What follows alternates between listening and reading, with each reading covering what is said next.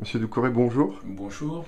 Quel est votre point de vue sur le défilé des troupes africaines lors du 14 juillet prochain? Je me réjouis personnellement que ces troupes africaines défilent sur les Champs-Élysées pour commémorer en quelque sorte cette histoire que nous avons en partage, un certain nombre de valeurs que nous avons en partage, mais aussi c'est un défilé pas contre l'oubli, mais pour ce que j'appellerais le pardon, parce que effectivement l'Afrique et la France ont partagé tellement de choses en commun et que comme l'Allemagne a défilé ici, l'Afrique a encore plus de liens avec ce pays et se retrouve sur les Champs-Élysées comme nos ancêtres ont descendu ou n'ont pas eu la possibilité de descendre les Champs-Élysées après la libération. Et enfin, ces troupes viennent réparer cette erreur. Qu'est-ce que vous répondez à ceux qui parlent de néo-vassalité? Écoutez, je disais tout à l'heure à l'antenne que vous savez, les pays sont toujours interdépendants. Il n'y a plus un pays qui peut se prévaloir aujourd'hui de faire chemin seul. Donc il n'y a pas de néo-vassalité parce que l'Afrique doit être capable aussi de dépasser un certain nombre de choses pour construire le monde de demain. Et ce monde de demain, c'est l'espace africain, mais c'est l'espace européen. Mais c'est prioritairement, en tout cas de mon point de vue, l'espace franco-africain.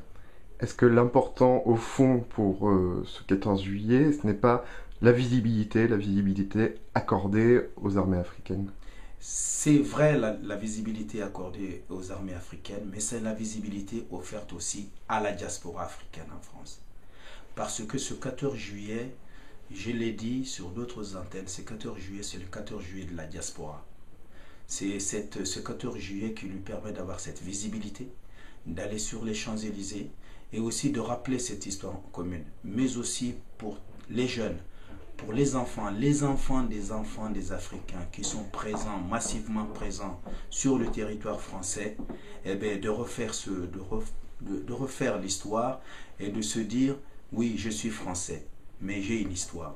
Et c'est aussi l'occasion d'ouvrir des débats, des grands débats sur le passé, sur ce lien, sur le pourquoi pour ces Africains-là, pourquoi je suis en France. Quelle est mon histoire dans la République? Parce que chacun de nous a une histoire et l'histoire de ses enfants mais doivent aussi se retrouver dans les manuels scolaires.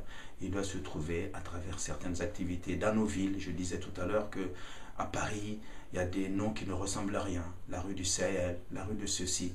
Mais pourquoi ces jeunes ne se retrouvent pas à travers des noms illustres africains, non seulement dans les manuels scolaires, mais aussi de noms de rues qu'on peut baptiser, qu'on peut commencer à baptiser pour que, comme on dit, nos villes ressemblent à nos populations. Monsieur Doucouré, merci. Merci beaucoup à vous.